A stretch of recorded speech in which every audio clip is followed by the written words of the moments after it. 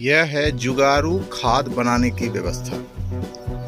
मेरे घर में जो ईंट लगा था वो कुछ ईंट बच गई थी, तो मैंने इसको टेम्प्रोरी क्यारी बना दिया। और जो ये वेस्टेड जो हम कटिंग करते हैं, जो भी लीफ वगैरह या घर का जो वेस्ट होता है सब्जियों का, किचन वेस्ट, और गांव से कुछ गोबर ले आए और नीम की खल्ली और सरसों का खल्ली, जिसको मास्टर ऑयल आप लोग यूज करते हैं, उसी को हम लोग सरसों करते हैं, तो सरसों की खल्ली, ये सब मिला के हम इसमें डाल देते हैं। जैसे जैसे जो आया वो डाल दिए, जैसे कटिंग हुआ तो वो डाल दिए, वेस्ट मिला तो डाल दिए।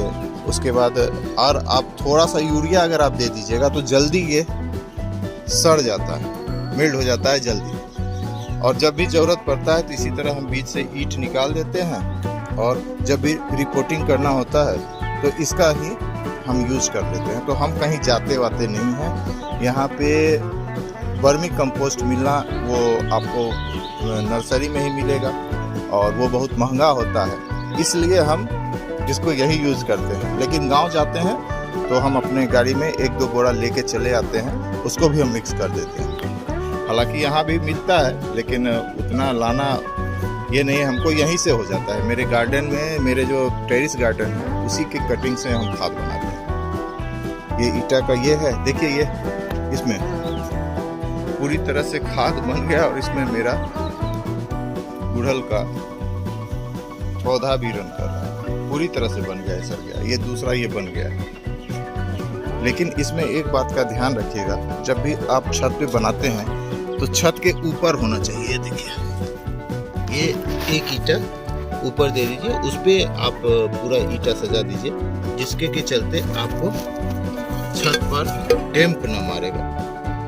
ऐसे आप पूरी तरह से छत पर रखिएगा तो छत पर डैम्प मारने की चांसेस होंगे। इसमें पानी वानी देने की कोई ज़रूरत नहीं है। और मैं ऐसा नहीं है कि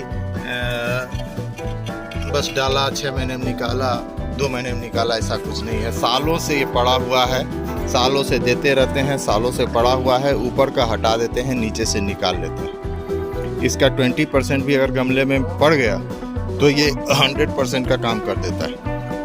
इसलिए इतना चिंता मत कीजिए, आप आराम से इसको, अगर आपकी छत पर जगह है तो ऐसी व्यवस्था कर लीजिए, आपको खाद खरीदने की ज़रूरत ही नहीं पड़ेगी।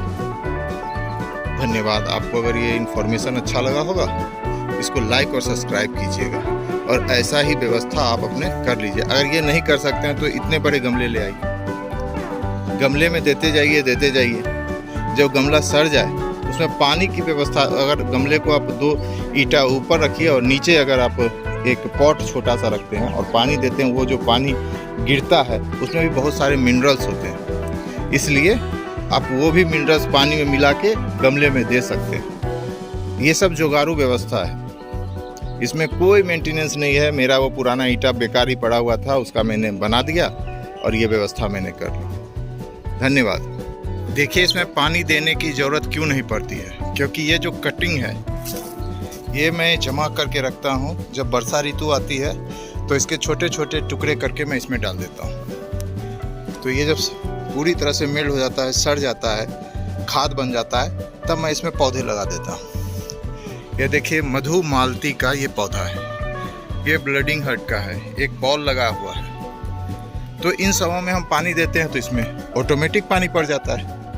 इसलिए ये आप इस तरह की व्यवस्था कीजिएगा तो आपको मुफ्त में मल्टी खाद मिल जाएगा, जिसमें कि आपका पत्ती भी होगा, गोबर भी होगा, किचन का वेस्ट भी होगा, हर चीज़ मिलेगा। और इसमें नीम की खल्ली भी हम दे देते हैं और सरसों की खल्ली भी दे देते हैं, तो आपको मल्टी मिल जाएगा। इस थोड़ा सा भी अगर हम दे देते हैं ना अपने गमले में, तो उसका रंग रूप ही बदल जाता है।